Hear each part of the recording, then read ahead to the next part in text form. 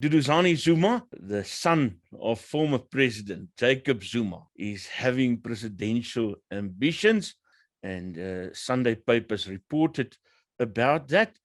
But the question is, how possible is it for Duduzane to become president? And to explain that to us, we're talking to the political commentator, Dr. Oscar van Heerden. Now, Oscar, you also have a history and an intimate knowledge of the ANC. And let's kick this discussion off with the question, can Duduzane Zuma become the next president of South Africa? Well, you know, it's like the truth of the matter is he could become the next president of South Africa, but there are a number of hurdles that he would have to get over. So in the ANC, the constitution of the ANC, it says very clearly that, firstly, to be able to be elected into any structures, you must be a member. Secondly, he must, of course, belong to an ANC branch. As you know, the ANC branches have been fashioned around the wards in terms of local government. So if you have a ward, in that ward, there would be an ANC branch. Now, you also have to be very active in your branch in order to demonstrate your involvement and seriousness in the organization. Now, I'm not sure how Duduzane has satisfied that requirement, because for the better part, he's in Dubai. The other thing, Isaac, is that in order to be elected into the National Executive Committee of the ANC, you must have an unbroken membership of more than 5 years. And then the third hurdle is that in order to be elected into that NEC, as you go to an elective conference, 5 out of the 9 provinces must agree on your name. Maybe at this point, we must try and explain the framework within which the ANC operates. You have to attend one of the national meetings to understand the power of these structures, especially the branches, because there's always this saying, the branches will decide. Please elaborate on that matter for viewers to understand what power those branches have in the party. So you're right, Isaac. You know, there's that popular refrain that says the branches are the cornerstone, the heartbeat of the ANC, and so on. And they say this because when you go to an elective conference, this is a conference that takes place every 5 years, where a new leadership, a new National Executive Committee must be elected. When you come to this elective conference, branches of the ANC come to the elective conference through their representatives. Now, why they say the branches are the most important units of the organization is at that conference that is made up of those branches are the highest decision-making structure of the ANC. They can decide to change the name of the ANC. They can decide to change the constitution of the ANC. They can indeed decide to reduce the number of the national executive. They can make sweeping changes, policy changes. And that is why they are considered to be the most powerful. What happens when the conference starts on day one? The NEC, which was the leadership structure of the ANC in between these 5-year conferences, dissolve. They no longer the leadership. They themselves must go to their respective provinces and their respective branches.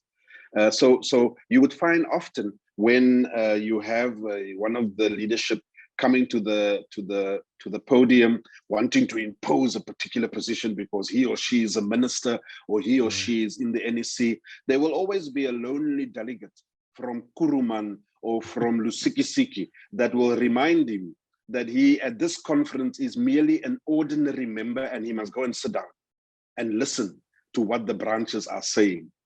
So that is sort of the power of the branches within the ANC. Now, once they elect a National Executive Committee, and conference disbands and everyone retreats back to their provinces and branches, the National Executive Committee then becomes the highest decision-making structure of the ANC for the next 5 years. Now, of course, you can call a conference at any point if there is a crisis. You could, if we, for example, feel that the NEC is really going off on a tangent, and I'm being dramatic here, but taking us into a socialist direction by nationalizing everything and implementing decisions that was not taken at conference.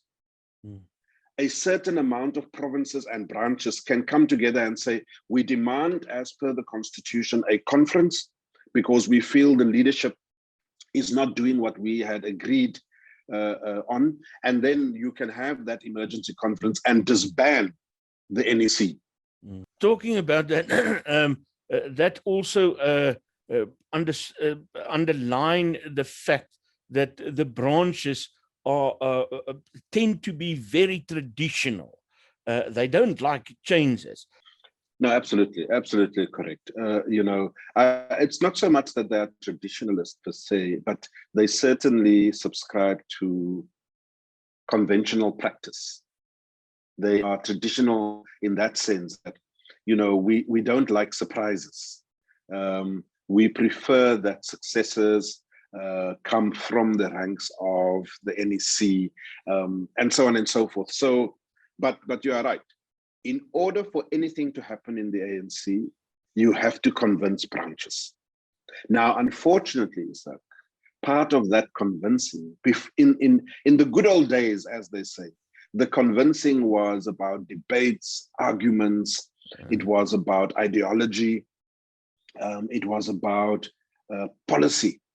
Today, some elements in the ANC have come to appreciate and realize that in order to convince branches, you just need money. You can buy people. And that fact that the branches don't like surprises might just be the saving grace for President Ramaphosa. No, absolutely. Look, I mean, I don't, for 1 minute, my views on this, Isaac. Duduzane is smoking a pipe dream. He simply doesn't have the gravitas and the political experience. He doesn't come from the structures of the ANC, no matter how they try and spin it. He wasn't schooled like me. He wasn't schooled in the ANC Youth League. He didn't receive his political education within the ANC. He doesn't understand the ANC. The fact that his father was the president of the ANC, he simply cannot compare himself to Jacob Zuma. Of course, as it is about Ace Magashule, the current Secretary General of the ANC, we now see has indirectly made it clear his ambitions to also be president of the ANC. And indeed, that is a real possibility. He knows the ANC, even though he only joined in 1990. But the fact of the matter is that we also know that he is facing criminal charges. He is in and out of court. And the truth is, even though the case was postponed till August of this year, the elective conference of the ANC is only in December of the following year, meaning 2022. I wouldn't want to think that the case is going to drag on for that long. So I think that Ace Magashule's fate is going to be decided by our courts of law.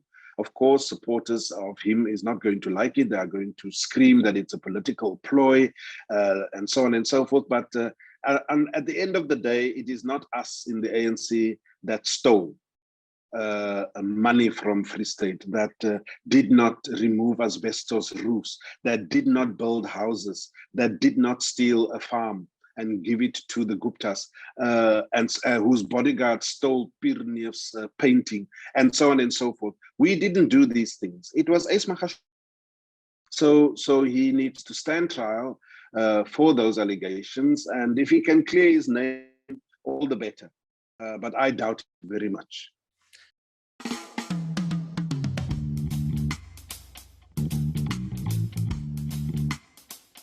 Jou winkel, vars gestig in 2020, is hier om jou lewe op te kikker met al die beste produkte op jou vingerpunte. Sniffel, bestel, betaal en sien daar jou gunsteling produkte word by jou deur afgelewer. Ons is trots Suid-Afrikaans, trots Afrikaans en trots dat jy ons ondersteun. Ons behoog altyd om die beste produkte met die beste kliëntediens te lewer. Dis jou produkte, dis jou winkel.